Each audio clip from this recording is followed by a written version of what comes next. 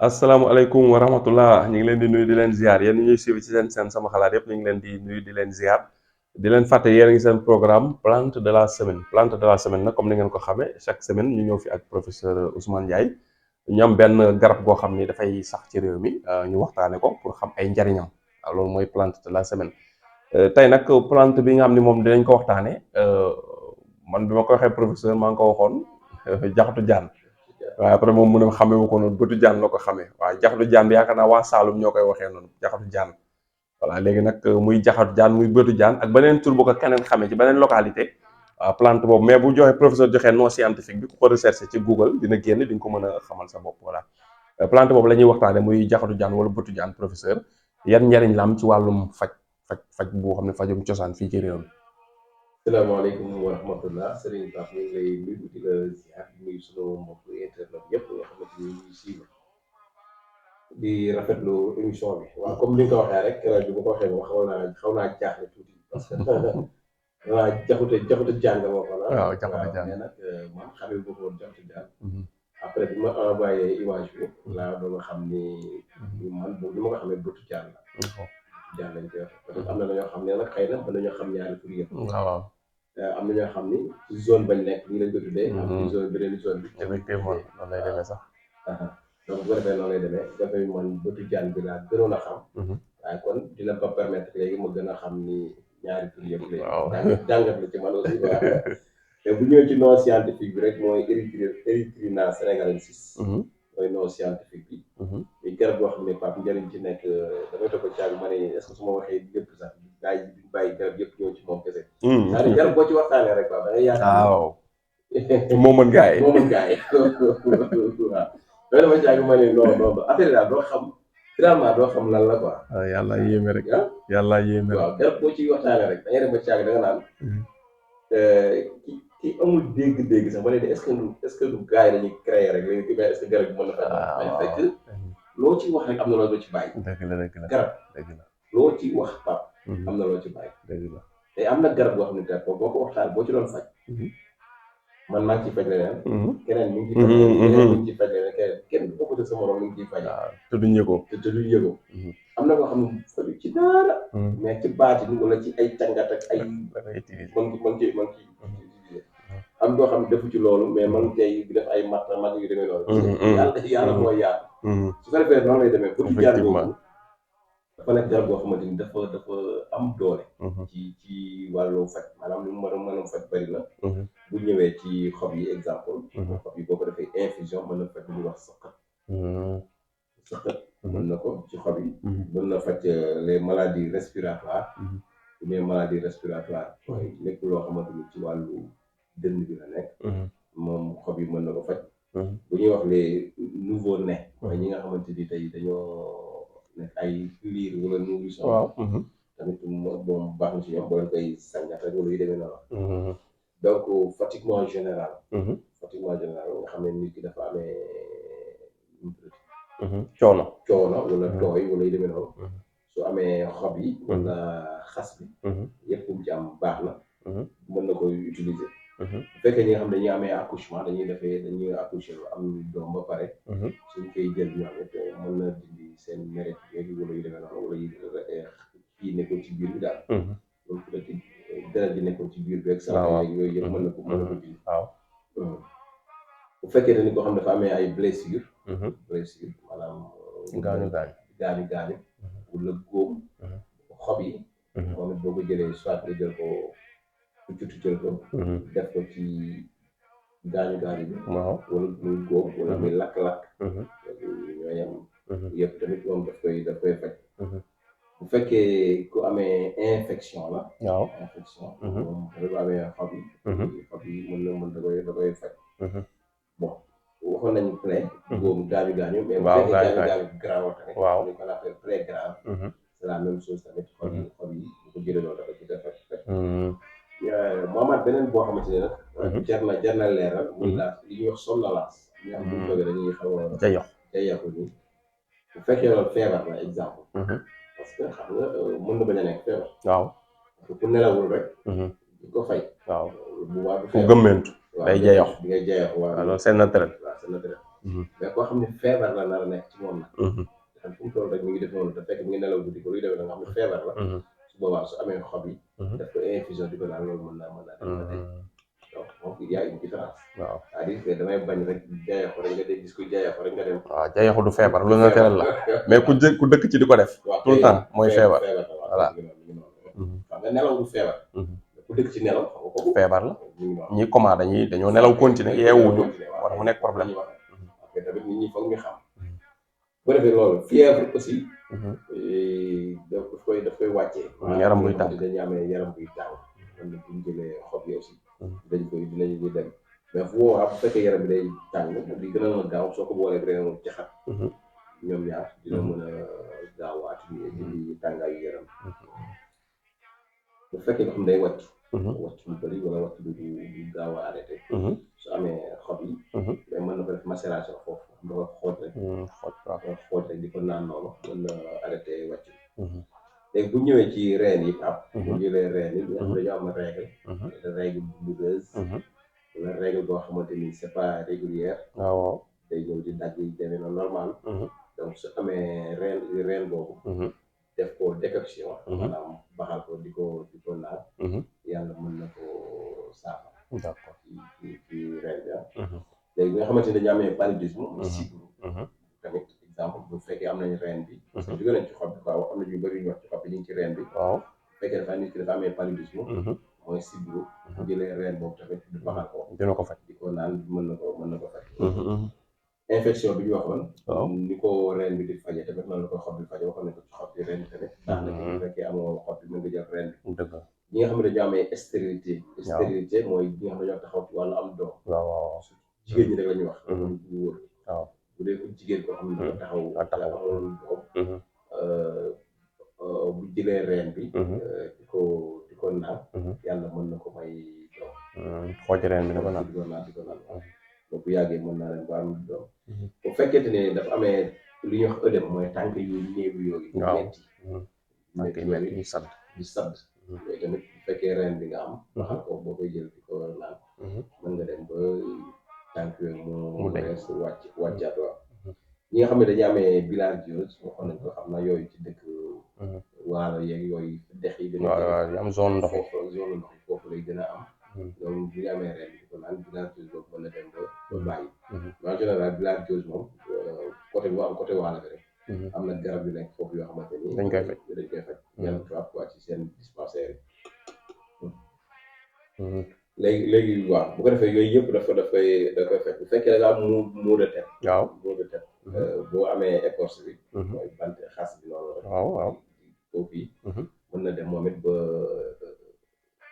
saafara bopp bi métti boobu xas bi da nga koy xool rek doo ko def décoction mais da nga koy macération da nga koy xool loolu di ko naan mën na dem ba bàyyi lépp loo xam ne nag wàllu poison la maanaam day poison nekk sa yaram tooke wala yu demee noonu wala ay morsure wala ay piqûre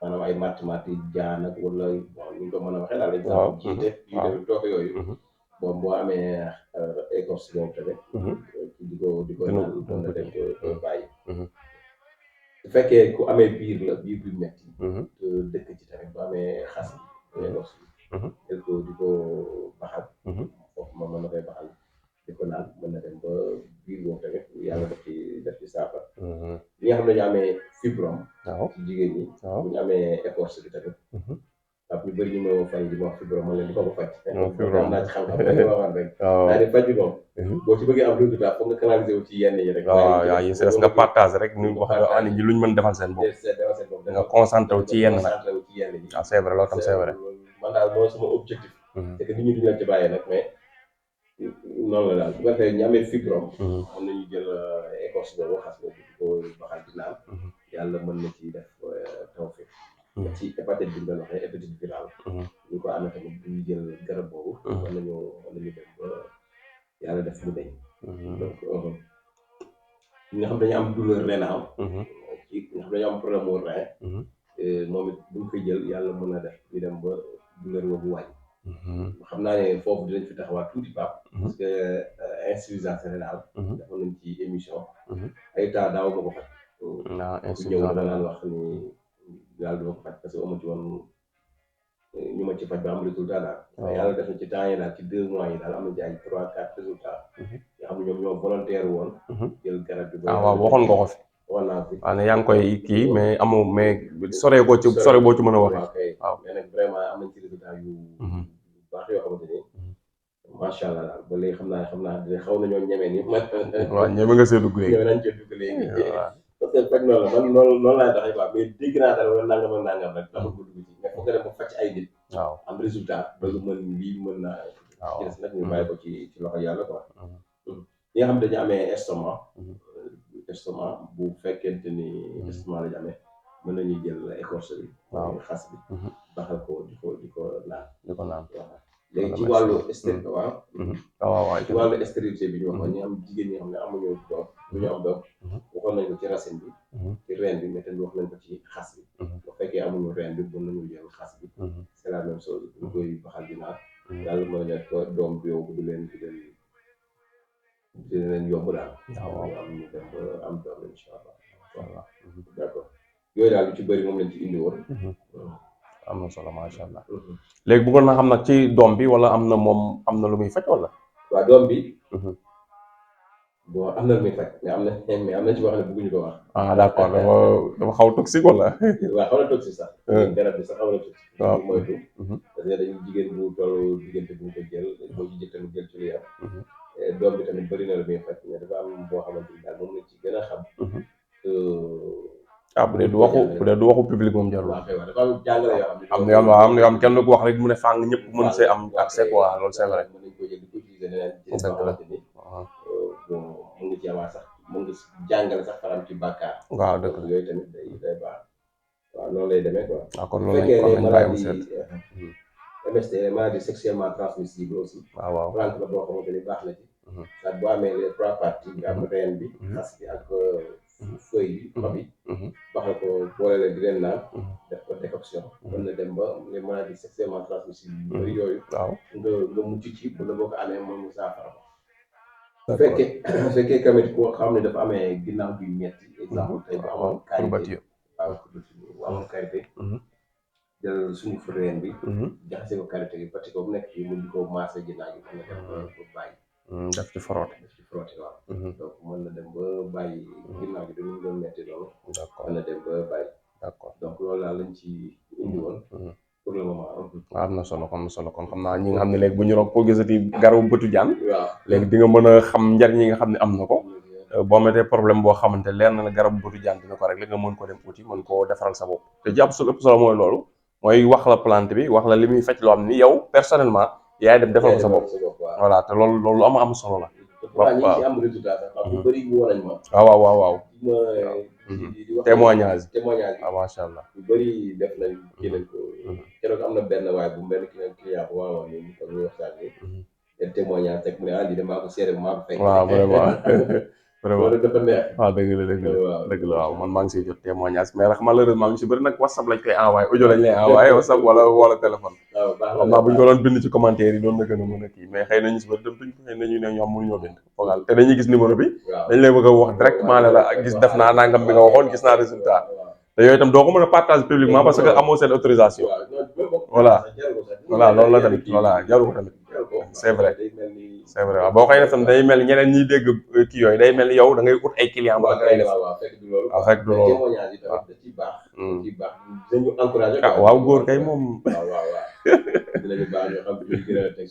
waaw góor day gën a kii day gën a sawar loolu lu muy def rek nga ne ko li ngay def baax na waaw góor naa nga day gën a sawar xam nga tey ñun xam-xam bi biñ koy jàng xamuñu leen woon ñoom waaw exemple te def nañ ci lu ne nag dëgg yàlla lu ne daj nañ ko ci waaw dëgg xam-xam yombut am na yoo xam ne sax te pour di jàngale benn garab wala benn reen xaalis bu bëri nga leen di fay da ngay tar bi yu baax nga fay yeewu toog fa liggéey leen temps bu gudd wala nga dem lig ñuqi joxe yooyu yëpp def naa ko sax yenn saa yi ma naan dégg paa bu nekk Mboro nga dem am fa 3 fan waaw ku nekk Louga nga dem fa am fa une semaine ku nekk nangam ak nangam boo rek dem université waaw boo rek dem nangam ak nangam ainsi de suite xam nga waaw yooyu yëpp dem ENDS yooyu yëpp def ko xam nga soo am na ci ba bëgg a dee kon boo ñëwee di ko joxe gratuite waaw donc nit ñi war nañ ko respecté. war nañ ko mën a respecté dëgg loo xamante ni dañ koy bazar rek wala loo xamante ni waaw dëgg dañuy bëgg comme yeneen gars yi di def bëgg ku leen gis ak buzz ak yu demee noonu. waaw c'est vrai mais dañoo gis ni xam-xam dañ ko war a partage. waaw loolu la tamit c'est vrai parce que man dama ko dund mooy toujours dama koy wax. dama doon maam bu am xam-xam boo xam ne ni mu xamoon tey boo xamoon ci jamono ji. waaw franchement. waaw parce que xam-xam yëpp la ndaloon jëpp. xam-xamu jinne xam-xamu rab xam-xamu garab yi ainsi de suite. xoolal loolu rek. mais tey loolu lépp naax na saa. waaw c'est vrai mais c'est ñun vrai bu ñëwee jaaraat même sànq tamit amul sens waaw c'est vrai amul sens. donc li ci des mooy ñun il faut ñu war a bind ay livres. man bind naa waaw loolu tam suñu problème la bind. bind ñu fii mag ñu bëri ñu waaw leen bind parce que man bëgg naa def ay livres parce que am ñu bëri ñu ngi ma koy wax parce que bind naa ay kaye moom li ma ci kaye ëpp la 10. waaw da nga koy jël nag kii ko édité ko defar ko waaw édité am solo waaw pour au moins bis bu fi jógee nit ñi xam ne lii ak non loolu nag professeur maa ngi la ciy encouragé baax a baax dafay jéem a jël comme yi ngi donte vidéo yi baax na dund continuer tamit na mi ngi ci internet bi mais tënk ko ci ab téere boo xam ni yaa xam noo koy tuddee tënk ci ay feebar wax li leen di faj bind recettes yi plante yi et cetera mu nekk benn livre boobu livre bu ñuy édité normal la waaw loolu tam am na solo loolu am na solo bëgg naa ko waaw yal na ko yàlla am na ñu bëri ñi ma koy woo di ma ko wax ñooñu ay intellectuel lañ donc bu la ko waxee rek am na lu tax waaw am na solo aw ma woon xel boobu nag li ma naroon nag mooy bind naa samay téere samay kaye rek man pour samay njaboot ak yu demee noonu tegal leen fa bind naa moom plus de 10 kaye moom mën naa la koy indi nga xool loolu kay loolu nag édité ko comme bind bi moo gën a difficile te bind ko ba pare bind nañ ko loolu am na ci kaye yoo xam ne sax niñ ko bindee Pape da ngay yéemu parce que en 2007 dafa naa benn kaye boo xam ne dama ko defar par organe les maladies nga xamante ni ci kii bi rek la ventral indi ko les maladies cardiaques indi ko les maladies kii nu mu tuddati pulmonaire ainsi de suite nga xam ne dama ko classé par maladie yooyu yëpp dafa def lañ téere te loolu xamuñu woon ni sax boo waa dinañu bidi bi mais boo dafa mën a bàyyi suñu njaboot rek te bi suñu fi jógee muy loolu parce que tamit xale yi foog nga préparé leen waaw c'est vrai man fi na nii tey xëy na sax waaw c'est vrai yal na yéex moo doogee ay xale yu ndaw lañ mais tey yu bëri xam nañ ko ci fekk bi te ay xale loolu dafa am solo parce que fi ma dund laa fi ma jaar laa ba ñu ñoom jaar loolu la waaw loolu c'est important c'est important parce que nit boo yëngatu ci dara ñaari toujours même bu doon benn ci sa njaboot dina am kenn koo xam ni li nga doon def dana ko intéressé léeg-léeg nga si koo xam day am xam-xam ba génn àdduna nga gis ñaari si doom yi ndaw sa lay nekk kenn koo xam ni dina dem jàngi lu papa ji doon jàng jéem koo def dina ci am moom boo amoon fukki doom ñëpp mën na am ñi du 9 yi ña ngi ci leneen dina ci am kenn koo xam ni dina jéem intéressé li nga doon def te ko nga bàyyil ko fi loolu dana ko yombalal liggéeyam loolu loo moom solo am solo macha allah dama waxtaan sama benn xarit mu ni papa ji dafa amoon benn jat ndigg boo xam ni bu la ko defalee fi mu la ko defalee lay wér mais jokkul ci kenn ba paa bi dee nga xool loolu te ñoom ñu ngi nii ba nii léegi amul sens te jat gi xamuñu ko paa bi yóbbaale na ko waaw jox ko si kenn léegi ko jóg xoolal loolu xam-xam yooyu dañ ko war di say batul xam ne mos naa dégg mu nettali loolu nee na papaam am na benn téere bu mu naan def bu ndaw boo xam ne bu la ko joxee nga dem jëli pistolet nga tiire pistolet bi neen du tàkk teneen def moom def na ko mu gis ko mu ne waaye malheureusement bi muy génn am na xam-xam ba jàngalu leen ko te say batul xam ne mel bi daan nekk rajo Dunia moo ko net tam doon wax émission ci jinde yeeg yooyu moo ko nettali mu dégg ko mu ne mais malheureusement papaam bi muy génn am na jàngalu ko kenn ba ñu génn loolu mooy suñu problème loolu mooy suñu problème mais dina dañi parce que keroog ci séminaire bi maa ngi koy wax radio praticien yi nekk foofu ma leen toujours bu ngeen gisee man ma leen di wax formation ak yu demee noonu question que ni soit dama bëgg a jaay sama xam-xam wala dama bëgg formation bu ñëwee man ma récupérer seen xam-xam te ñun tradipraticien ak loolu la ñuy waaw gars yi dañuy nëbbu dañuy xamal nëbb ko nuq duñu ba kenn ko xam waaw yi bañ fekk bu baax yaa ngi lor ñu bari c'est-à-dire dafa am benn góor dafa bi may gëstu baax xam nga ma expliqué pas maa ngi guddal vidéo bi sax mais après ñu mu gàttal ko paa bi dafa réviroon ci xam-xam maanaam boo ñëwee rek mu xamul loo ko wax waaw mu jox la léegi xam-xam yi mu yoroon yëpp parce que jox na ko ay nit waaw ba un jour yàlla def néegam lakk léegi fi mu denc xam-xam bi yëpp lakk waaw te yi mu bindoon yëpp lakkaale waaw léegi mu amatul dara déjà mais yàlla def ku dégg ñu ni diw xam-xamam lakk na rek nga di kon li ma joxoon xaaral ma indi laat ma bind ko delloo waaw ku nekk def noonu ku nekk téere yi mu bindoon yëpp lakk na mais ñi mu joxoon ñëpp bindaan nañ ñëw delloo si léegi finalement ak yeneen yoo xam ne sax lu mujj am lu ëpp lu mu amoon waaw mais bu fekkoon tey da ko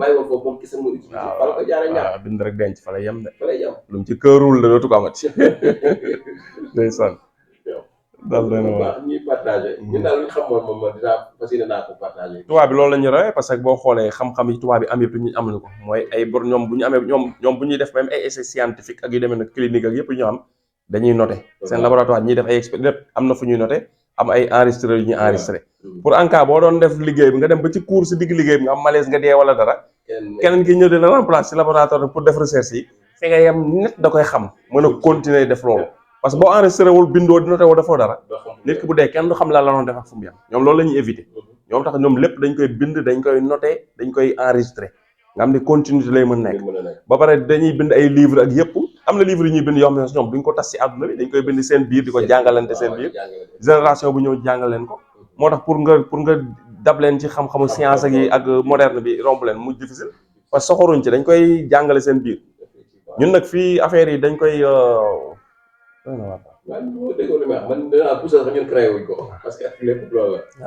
boo xoolee tuberculose bi doon waxtaanee xoolee ci découvrir ba sa dëkk ak ñi découvrir BCG bi. voilà mais fii boo ko découvrir dañ lay naj naan la noo paa bi ma loon wax tamit trouver garab bi faj sida gis nga dañu ko def ñàkkal ko fayda te moom da leen ko yóbbul bañ moom moo ko wax fii tel 2STV Eva Marie Coll Seck la toog nag moom bureau wax professeur bi mu ko jox hôpital Dantec yaakaar naa la waxoon hôpital Dantec ki mu ko jox kooku testé ko ci ay malade faj leen ci ñu wér mu ñëw mu ñu ne ko malade yi faj nañ leen ci wér nañ am na ko foofu voilà te mi ngi nii kenn xamul fu mujj voilà léegi bu ñu doon heure bi nag garabu sida am na ci àdduna boobu day faj sida léegi mu wér Sénégal lañ ko trouvé diw jarala sant yaakaar naa diw moo ko trouvé léegi kooku turam porté garab googu ñu koy jaay ci pharmacie àdduna bi yëpp loolu comme niñ ne Cheikh Anta Diop noonu la créé carbone 14 bi bu defee day tas si àdduna bi ñu ne diw moo ko def carbone 14 ba léegi ñu ngi koy utiliser pour xam ay yax yu yàgg ak yooyu ak ay objet te Cheikh Anta Diop moo ko trouvé loolu xam nga sagu Sénégal la nga xam ne au moins am ñun am nañu ay scientifique tamit si suñu façon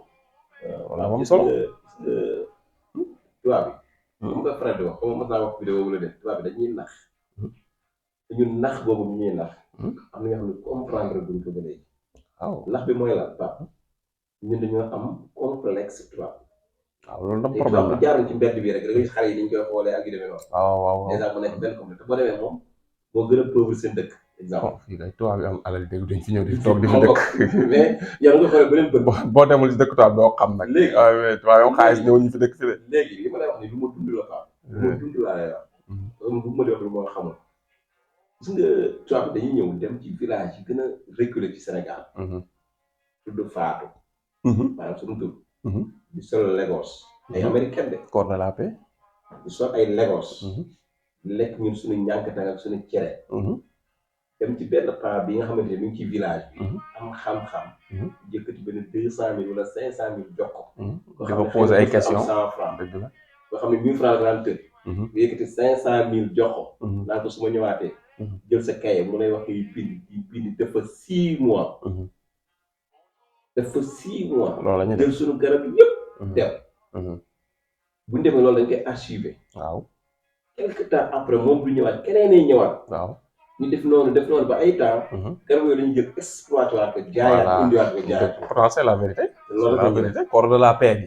loolu mu ñëw koy def bu dee si japonais JICA. waaw bu dee américain yi corps de la paix lañ ko tuddee dañuy tas si Sénégal. langue yëpp la ñuy jàng tamit. voilà langue yëpp. léegi bu la yow da ngay baax yaakaar ni.